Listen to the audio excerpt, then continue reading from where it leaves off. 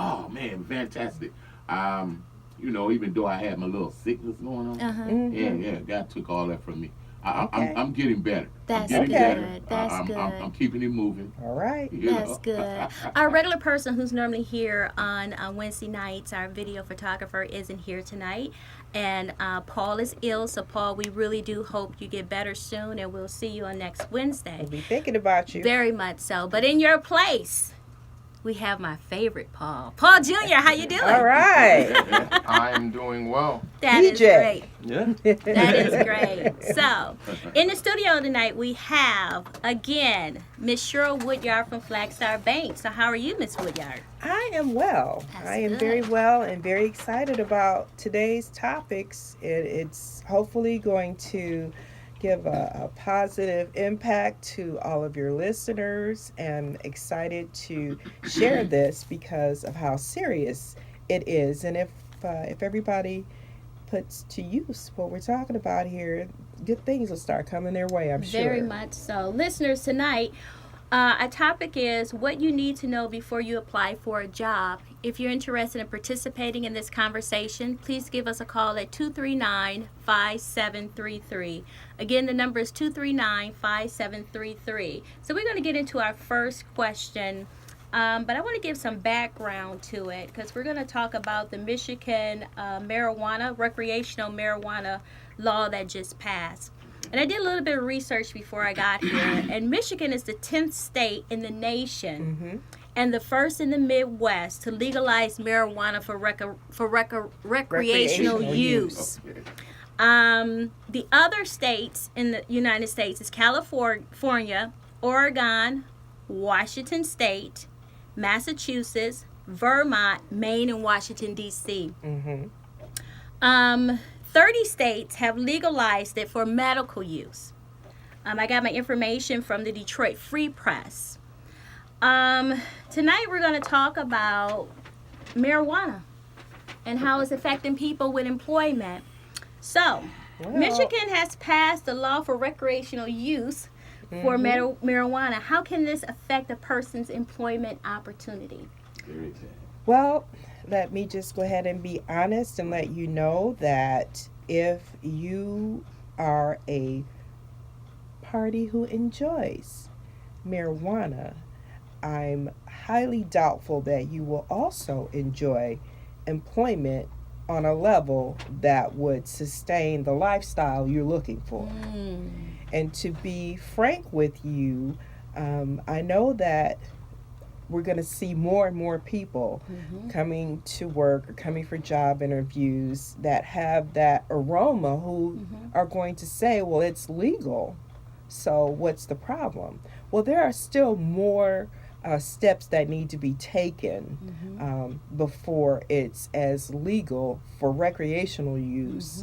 The amount that you're carrying, where you're carrying, how you are using it, and so forth. Those are still issues that need to be ironed out, even with this passage. However, going for a job interview, I would say don't do it because there is the possibility that mistakes can be made or heightened mistakes can be made. And you definitely don't want that to be an impression that you leave with a possible employer. I think the key word is recreational, not medical. Medical is totally different because you have the medicinal card. Well, but not only that though, but you have an issue where marijuana in that situation is helpful. It is medicinally used for the purpose of healing or relieving pain. That makes sense. They're looking at marijuana like alcohol. So you would not go to work drunk. No. Some do, but you know, Paul Jr. But we don't Some need do, to know. but- No. Let's stop that right there. No. Some do, but you know, you're automatically fired or you're either sent home. You know, I had a student who came to class drunk. Wow. And it's in our policies. If Okay. you come, intoxicated or under any influence of any drugs, you're suspended from the program. Now, remember, I work with adults 25 years of age and older, but for a period of time, all of my students were over the age of 55. I understand. So he came down the hallway walking slanted. Sideways.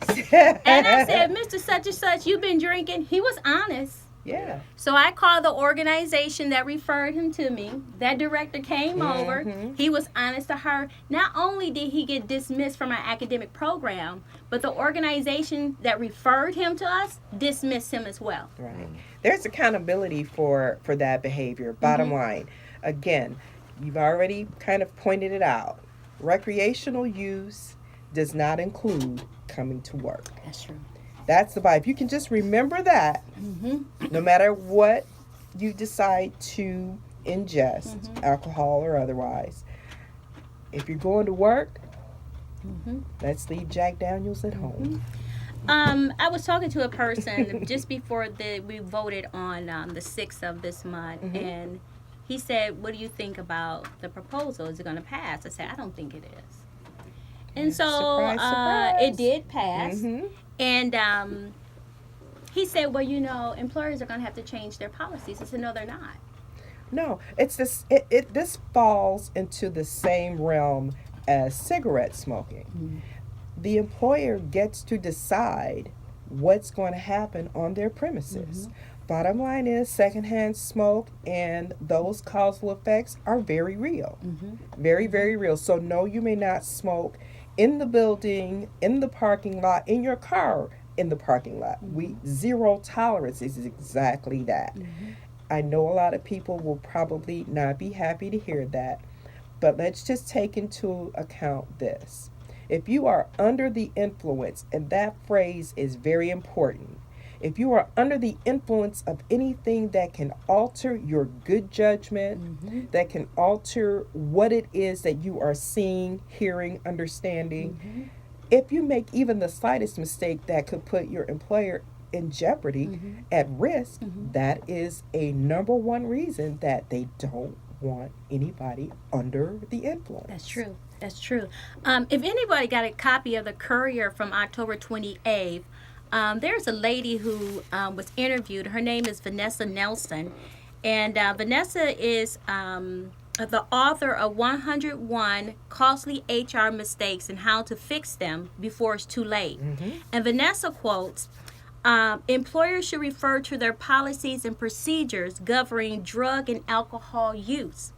And she also said that you may have a medical marijuana card, but you cannot violate policy. Policy, absolutely. And I don't know of any well-run organization that does not have a well-defined policy around anything that, again, could put them at risk. And that goes not just to alcohol, marijuana, but behavior, any verbal exchanges, anything, again, that could put the company, the organization, the corporation at risk is more than likely well defined in the employee handbook or the policies and procedures. And again, the reason is to protect not only the clients, the workers, but the organization as well. So very important.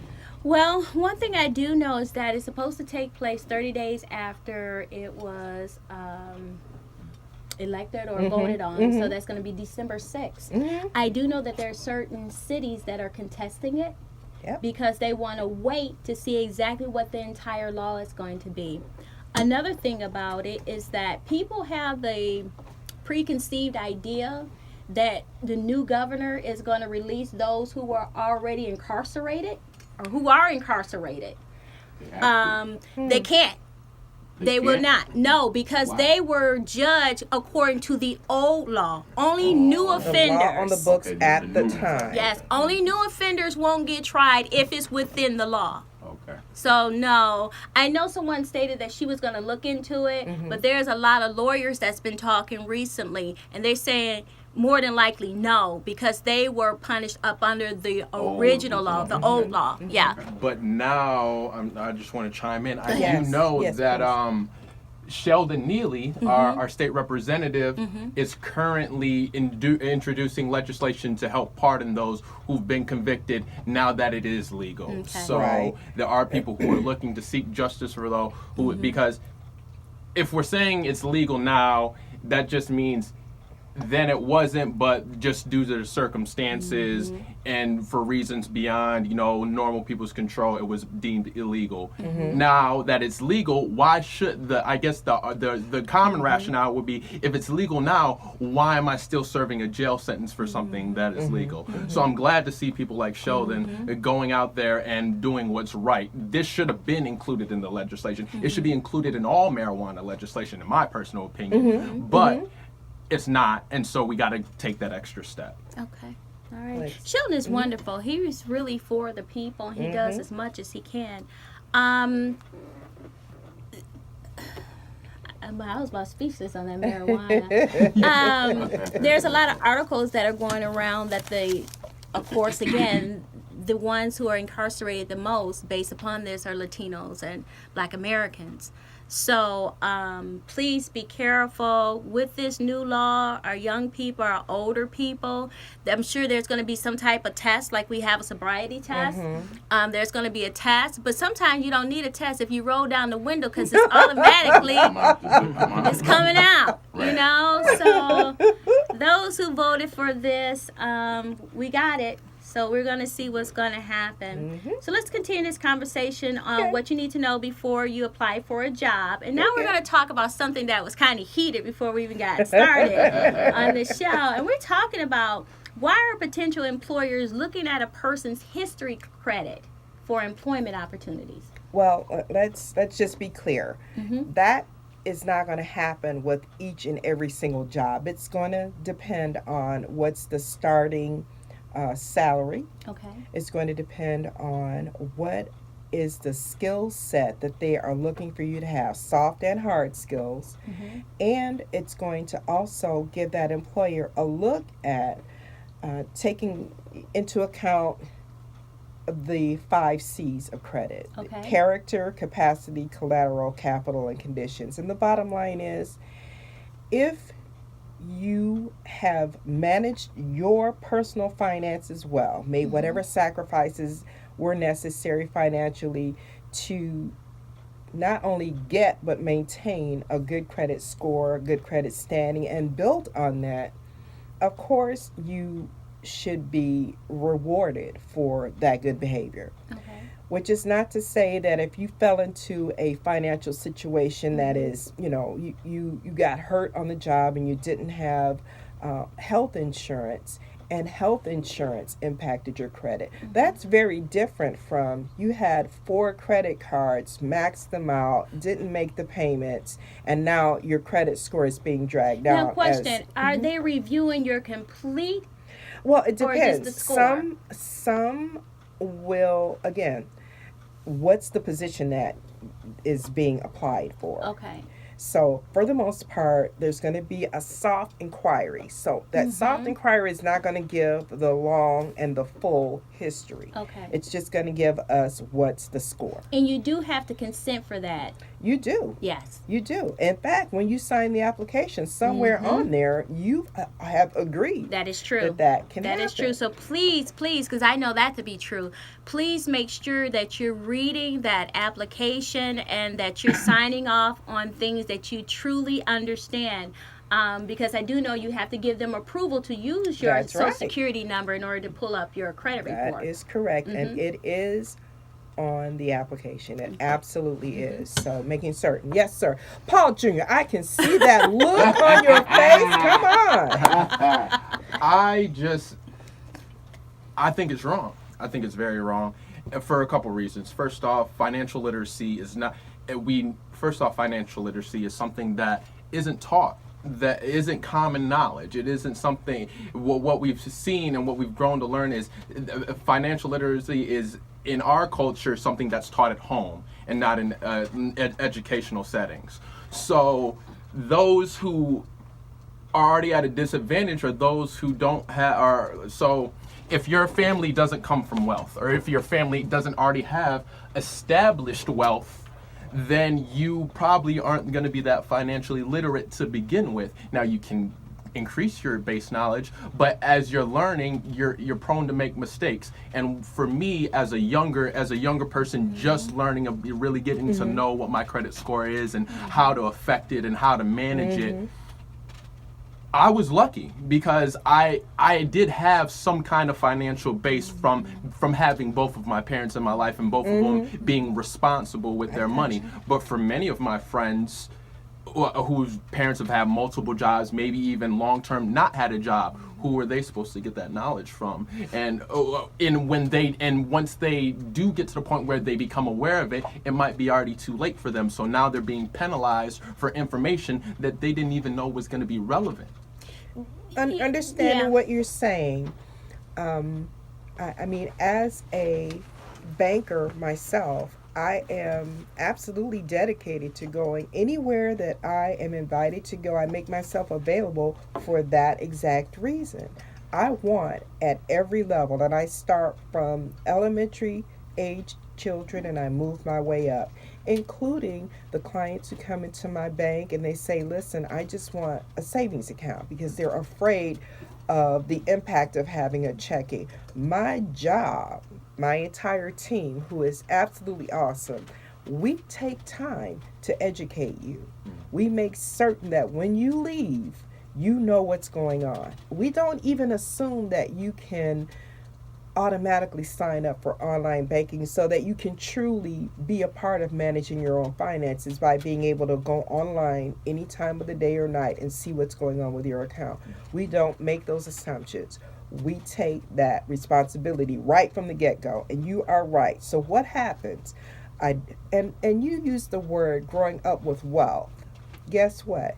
Most people are not born wealthy, but a lot of them get there because they took the time to figure out, how do I handle my credit? How do I make my bills? What do I do if I can't pay my bill this month? Or what if it's going to be a little bit late? Taking the time to proactively get those answers is huge. Now, Paul, you said, well, what happens if I found this out the hard way? Now what do I do? I always say this: nobody was born with bad credit. And everybody has the ability, if they are dedicated, not to my credit, but to your own credit, if what you want to do is clean it up and get yourself that financial power, because good credit is financial power. Let's be clear. Definitely. Good credit is financial power. So with that being said, you've made some mistakes and you need help. If you have that relationship with your bank, and I've said this every time I've been on, the relationship that you have with your branch that you do the most business with, if the bankers in there, first of all, if they don't know your name when you go in there, that's already a problem. Because I know you're going in at least every 2 weeks or each week because you're getting paid. You need money. You got to pay your bills. With that being said, ask some questions. Just ask. Most of the time, they will be able to give you really good, useful, actionable steps to help you repair your own credit. And a lot of times, it's way easier than you think. So I expect to see you in my office tomorrow so I can help you out. Let's go. I ain't scared. I am not scared. He said, I'm not scared. But you know, Paul Jr., this is the reason why I did the show, is because there's a lot of things that people aren't exposed to. And I thought by creating this program, which is the first of its kind for this station, and to have professionals from their fields to talk about certain things, this would encourage people to make more thoughtful decisions and be more proactive than post-active. Right. And I do find that most people know where they're going wrong, but choose not to correct themselves, but want people to constantly believe in their story. Yeah. You know, because if you go to Michigan Works, COC program, that's been going on for several years. FOC, Financial Opportunity Center. Sorry, it's FOC, not COC. We know what you meant. FOC has been going on for years. And if you're a part of any organization, they refer you there. Even if you go there for employment services, they refer you there. But a lot of people don't want to sign up and participate in those programs. And one benefit of that program is how to restore your credit. Absolutely. You know, and we were talking about one time about credit cards, how you can get a credit card, a secure credit card, and it looks like you've taken a loan out, but at the end, they give you that money back. They give it back to you. They give you that money back. And those are the ones where you put down money, like say it's like $250, $500, right, and then you borrow you're borrowing from yourself as credit. Is that how those accounts you work? could put it that way. Okay. But this $500 that you give me, it is sitting in an account over here. You use that credit up to that 500, and you pay it, you use it, you pay it, you use it, you pay it, you use it. Now, if at some point you say, listen, I just can't do this anymore, I'm just tired of this, we're going to give you your money back, less whatever the balance is. Yeah. But if you have done this successfully over 12 months, we're going to assess whether or not you have increased your credit, well, not just your credit, but your credit knowledge. And we'll give you those funds back. And you can still use it, pay it down, use it, pay it down. That's technically what you're trying to get to. Because by the time, means to an end. That's right. By the time you get there, you have increased your credit, you have made repairs, and it's just good stuff. Flagstar Bank has been on our show ever since we started June of this year. Yes. June 5th is when we started. Right. So if someone is still confused about anything about financial literacy, there is no reason why they should not have contacted Flagstar Bank yet. Absolutely. My branch is at 6200 South Saginaw in Grand Blanc, 810-695-0159.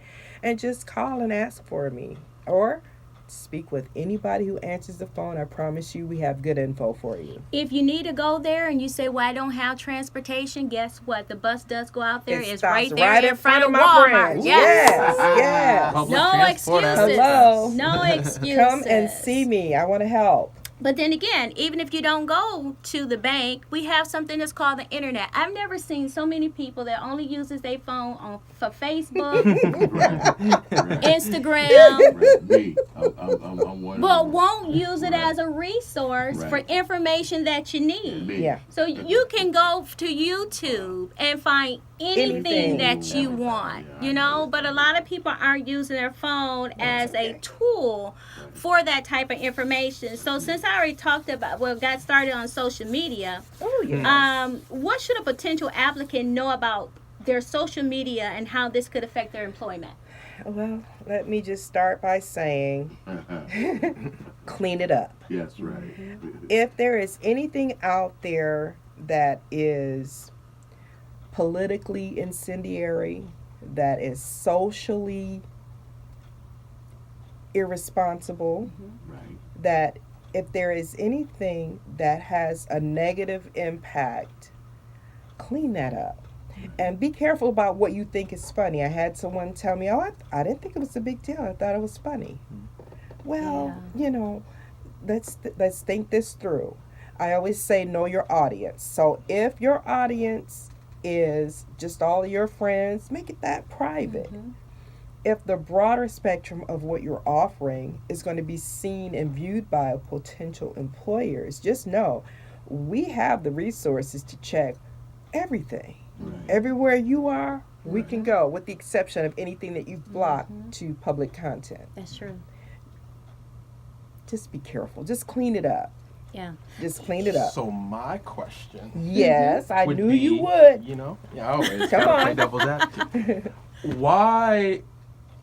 I can see if someone's putting racist comments or someone's being derogatory towards others or demeaning others and putting others down. I can see why an employer would cease somebody's employment. But I've seen stories about teachers going on vacation and putting up photos of them in their swimsuits or, you know, just typical vacation things and been dismissed from work for things like that. And so that's just one story. But me personally, what I do in my I wholeheartedly agree with you. Got to be conscious in what you make public. What you want to be private, be conscious of that. Yeah. But I just looked my Facebook just the other day, brought up an old post from high school, and it was from a friend hacking my page. And what they did was they did stuff along the lines of, "Hi, my name is Paul. I'm dumb, da da da da da, Yeah. and I'm never gonna be greater than this person." Just like Right. little funny stuff. And I saw that on my timeline, like, ooh, if somebody sees that, they might think about that in the wrong way. But then I thought to myself, but I'm a real person. This shows that I'm a real, when I see things like that on a page, that proves to me you're not a bot. Because I think one of the bigger issues that I've been catching nowadays from social media is fake profiles trying to add you to get your information that way by pretending to be your friend. And so when I see people who have content that's maybe a little embarrassing or potentially like a little maybe risque, but not like overly, you know what I mean? I tend to trust those profiles more than a profile that's clean cut and has nothing but inspirational quotes, nothing but hallelujahs and attaboys and things like that. Right. Though when I see that clean of a profile, it throws a flag for me. Well, let's look at it this way. I'm your banker. I went to the Bahamas. I had a good time. And now you see me in my two-piece, quite the string bikini, holding a big ball. Good on you? No. Good on me? That's your vacation. Who am I to tell you how to choose your vacation? I am still a representation of the corporation that I work for. Bottom line. And that goes back to teaching too, because a friend of mine is an elementary teacher, and she got married this weekend, but it was supposed to be recorded live on Facebook. So I went to Facebook to try to find her. I couldn't friend her. Okay. And I said, "Why can't I friend you?" She said, "Because I don't want my students to access my account." So that's the same thing for teachers. They look at us as being... What's the message that your kids are going to see? What's the message that my clients are going to see of me? Right. You're right. It is my private time. It is. So why am I making that public if you weren't invited to be on that vacation with me? But if you weren't out at work, if we were just talking about like cigarettes and marijuana, like while you're at work, it's a no-go. It shouldn't happen because you're at work. But if I'm on vacation, and I understand there's like employee, what's the word? Behavioral code of conducts and behavioral policies, and man, it just seems like micromanaging. It just seems like micromanaging your employees to do what you want them to do, and and it's just so restrictive. You are not incorrect in stating that and having that opinion. But what's unfortunate is corporations have had to go to that because left to their own devices, not everyone is going to make the best judgment in what they choose to post, what they choose to say, what kind of pictures they want to share, and that's dangerous. That is dangerous. I could lose $1 million client if they saw something that was over the line of good taste, over the line of propriety. Rather than take that risk, the corporation said, "Listen, Cheryl, we would prefer you just keep it clean, keep anything that is on your time and away from work, leave that private." So that there can be no judgments or there won't be any opportunity for someone to be offended by what you thought was funny or appropriate. Well, guess what? No. Don't say it. It is. It is. You hear me say, "Are you kidding me?" It's up already. It went quick. Listeners, we have 2 more shows for this year. Next Wednesday, we're going to have Reconnections. The prisoner reentry is a male and female prisoner reentry program. And on the 28th of this month, we're going to have Chemical Bank talking about bankruptcy. And we're going to have Legal Services back again talking about redlining districts in the city of Flint. So listeners, please join us on next Wednesday at the same time, same place, and have a wonderful work week.